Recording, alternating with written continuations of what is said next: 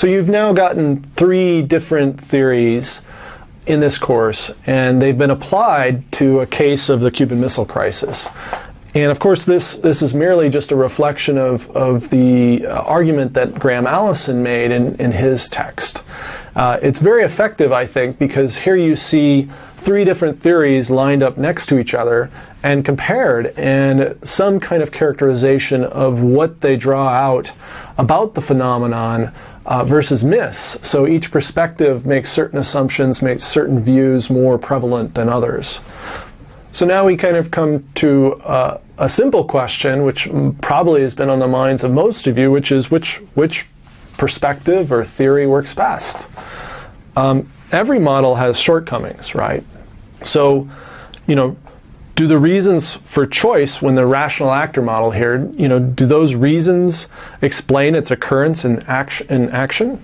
So in some ways, you have to ask yourself, as a rational actor model, does it exaggerate agency to the point where it's oversimplified, that Kennedy commanded these things, they met as a group, a unitary actor made a decision?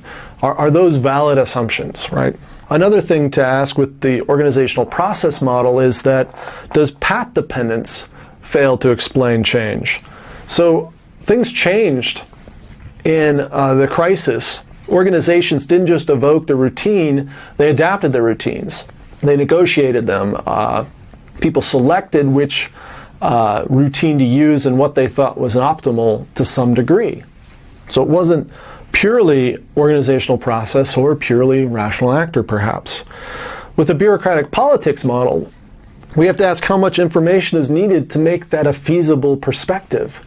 Is it just too much data that we need? We would need to know the wrangling, the interactions between these individuals in the XCOM.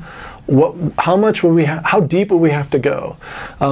It's interesting that a colleague of mine at Princeton right now just wrote a book on the Cuban Missile Crisis, where he took the actual transcripts of those discussions. They were all audio taped, and he's actually analyzed how different futures are projected and how people argue for or against. So it's much more detailed, but it affords some window into the bureaucratic politics model to a degree. The question I start to wonder about with these theories is, do they particularly apply to certain kinds of circumstances, more to some than others? And I kind of wonder at times if the rational actor model, because it's an idealized kind of model that's overly simplistic, if it's great for planning to some degree, so it's perspective in terms of what we can try to rationally plan out ahead.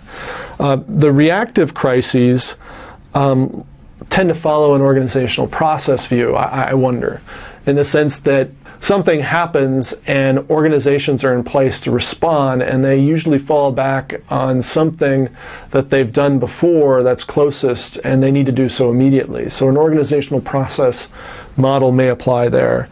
And then changing a tentative decision, so say that you've begun to do a reform or try to implement a procedure, the bureaucratic process model may be suitable to actually fine-tuning or wrangling with that decision, so that certain individuals respond to that enactment in that organizational environment and try to thwart it or redirect it in a different direction so that it's more applicable or effective in its functioning.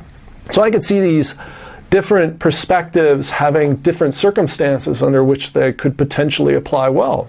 So each of our models has shortcomings, and it's feasible that each of our models could apply more or be more successful in explaining certain circumstances or phases of organizational behavior.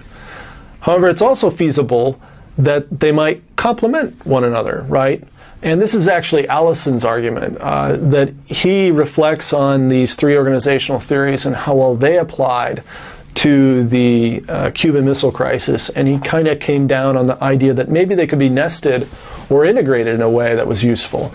So he viewed Model 1 as simplified, and it renders things into a single national actor, where it's focused on a problem, looks at incentives and decision points, and fixes the context around it and the larger national patterns. So it's simplified, but it's useful, and it's actually the way we often describe events in newspaper articles and what have you, right? But within this context, Allison believes that Model 2, the organizational process model, illuminates the organizational routines that produce or collect information, that generate alternatives for action, and the actual enactment of that action. So he views this as the organizational process model as something that elaborates what the simplified rational actor model. But he goes further. He then says that Model 3, or the bureaucratic process model, can be even embedded in the context of the organizational process model. And it gives more detail on the individual leaders and the politics among them that determine their major choices. So it affords more of a nitty-gritty bargaining and negotiation process within this world of routines and matching, within a world of strategic action and identification of problems and incentives. So he thinks they actually work best when synthesized. So here you have different ways of thinking about how these models can be applied, how well they do so. Not only that, what circumstances they may better apply than in others, as well as possibly how they could be integrated into affording a more nuanced and complete understanding of a phenomenon, and possibly how we can manage it in the future.